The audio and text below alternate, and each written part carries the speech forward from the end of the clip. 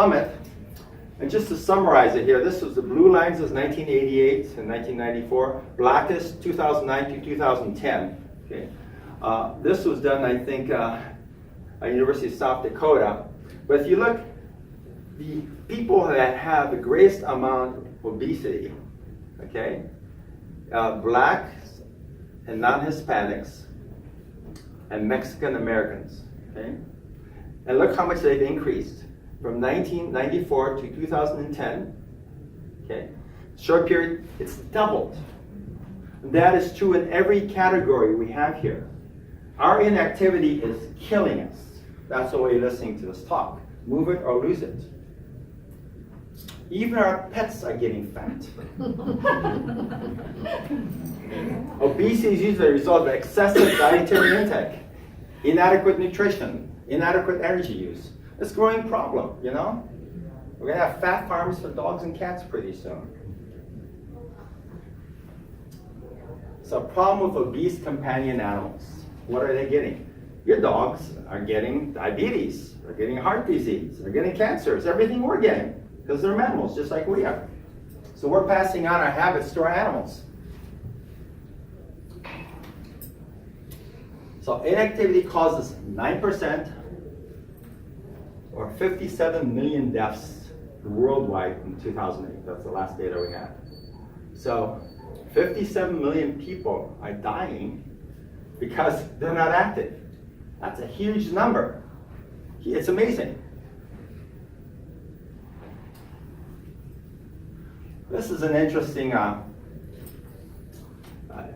bit of information about Paleolithic hunter-gatherers. These people used to go out and they used to go hunt for game. They have to move all the time. They have to forage for food and berries and so on. We have their genes. It's passed down from generation to generation over thousands of years, okay?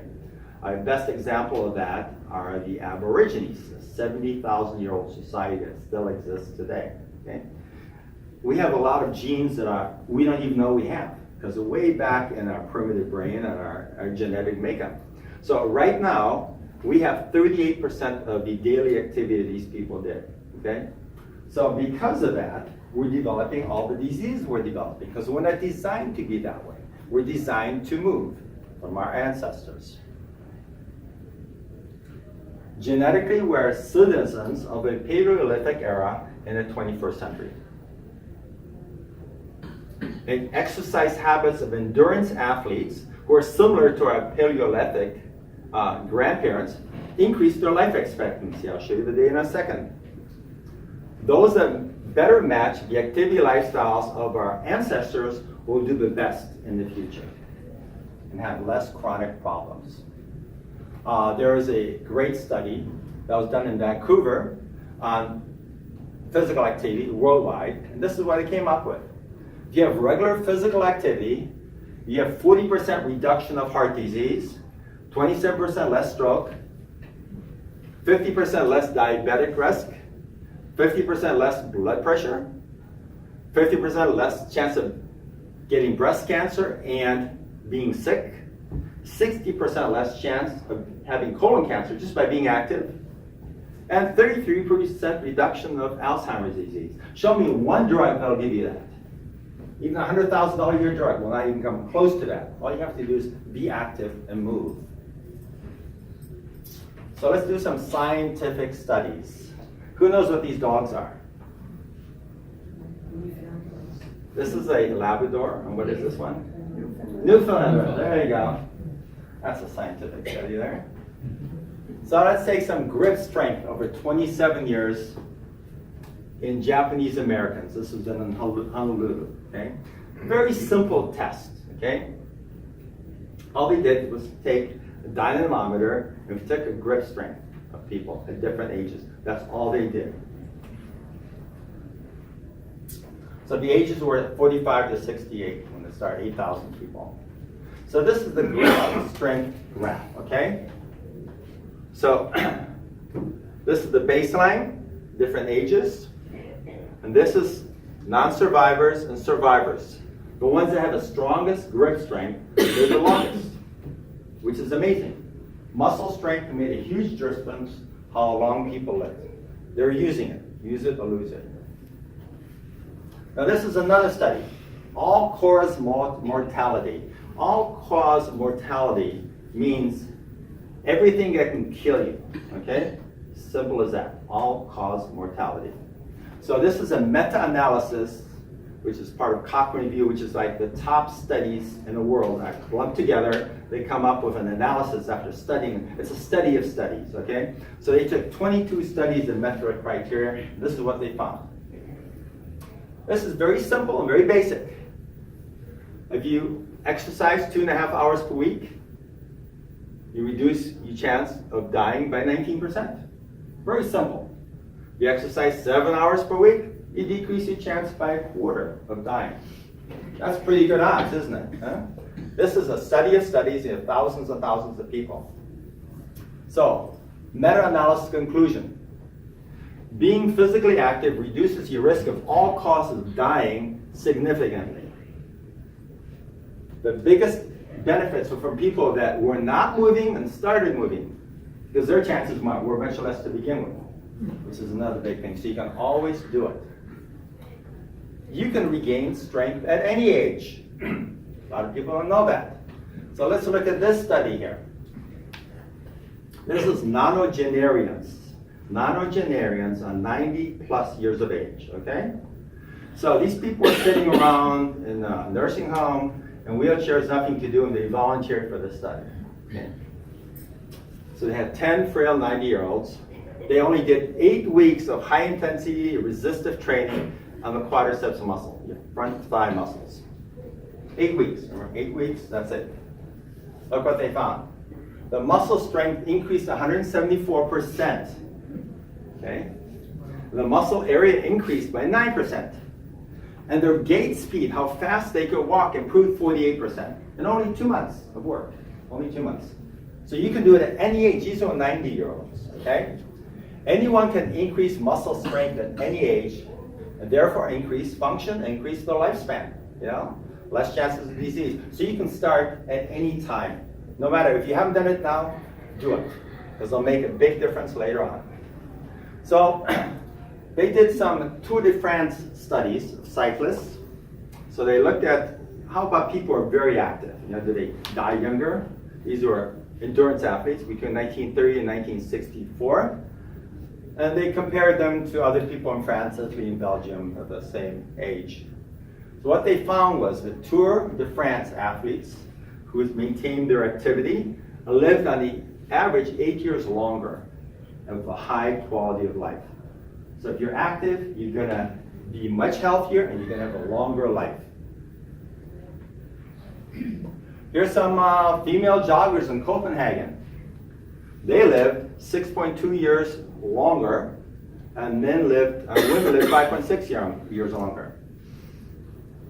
So jogging was associated with significantly lower all-cause mortality. No matter, when they're talking about all-cause, we're even talking about cancers, okay? We're talking about heart disease. We're talking about everything else. All-cause mortality is reduced and you live a lot longer by being active.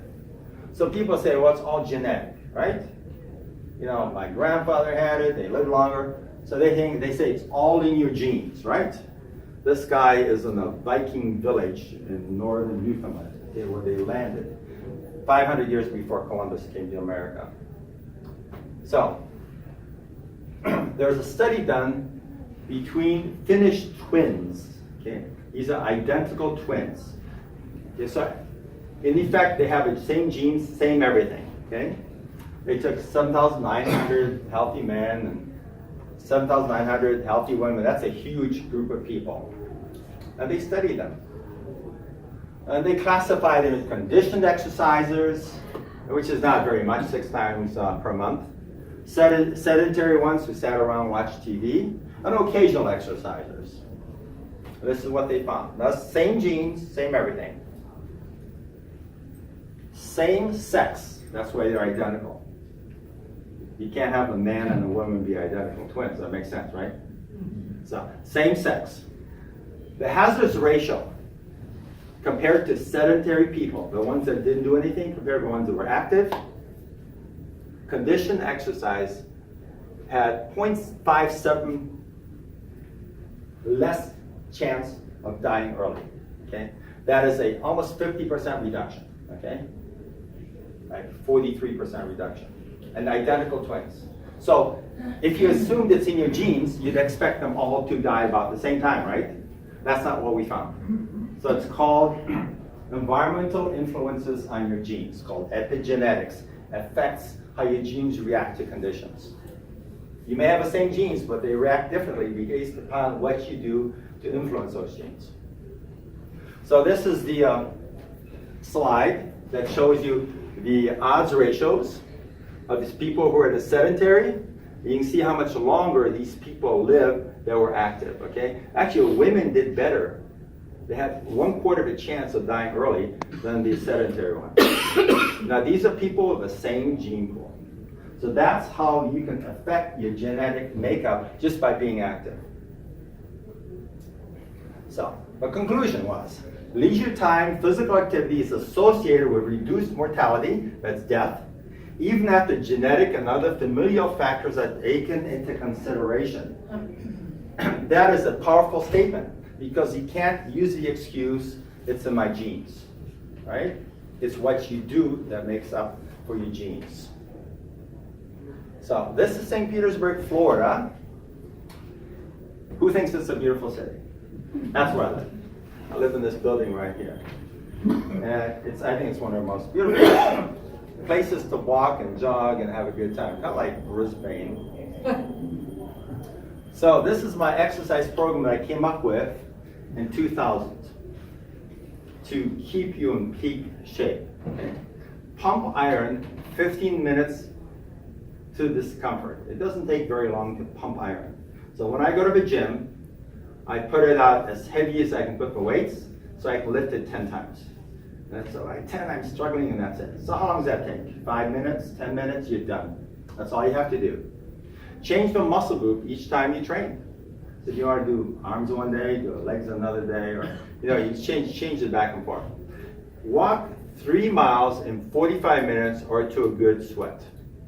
Now, all the data shows that 2 miles is the absolute cutoff you have to walk. 3 miles is optimum. You don't get the benefit if you walk a lot less than 2 miles. So remember that, 2 miles at least 3 times a week. Use shock absorbing shoes. Why is that? Nice cushions in your feet when you step. You're getting cushioning on every step because you don't want to get heel spurs, you don't want to ruin your hips, you don't want to ruin your knees, right? Running and jogging has too much force on your hips and knees. When you get older, you don't need that. So just walk. You can walk fast, but 3 miles is a good figure. Then the next thing you have to do, you have to smile and think happy thoughts. So they have done a lot of studies, and happy nursing home patients live longer. They have greater quality of life. I've seen a lot of people over 100 years old who are very happy and peppy, totally engaged in life, and others who are 70 who are always grumpy, right? So you have to think happy thoughts. Constantly stimulate your mind by learning new things. That's another lecture. Awesome aging mind that I did after New Zealand. Very important to constantly learn new things. And do the above things 3 times per week. That's all it takes, is 3 times per week. Massive effect on your longevity. So what are the consequences of increased physical activity? Okay? Reduces overweight and obesity, reduces diabetes, reduces musculoskeletal disease, reduces osteoporosis, reduces heart disease, reduces cancers, COPD, Alzheimer's disease, depression, anxiety, improves your quality of life, and reduces health costs significantly. So why walk every day? I've given you all the proof. This is your benefit. You reduce illness. Who wants to not be sick? You reduce death. Who wants to live longer? Have better quality of life. Reduce cancers. Remember that one thing I showed you, 50% reduction of all cancers? Freedom to go anywhere you want to go. Isn't that nice? Increased mobility. Be able to walk in the ship, take hikes and forests, whatever. And enjoyment of life. Move it or lose it. Physical activity adds years to your life and quality of life to your years. The end.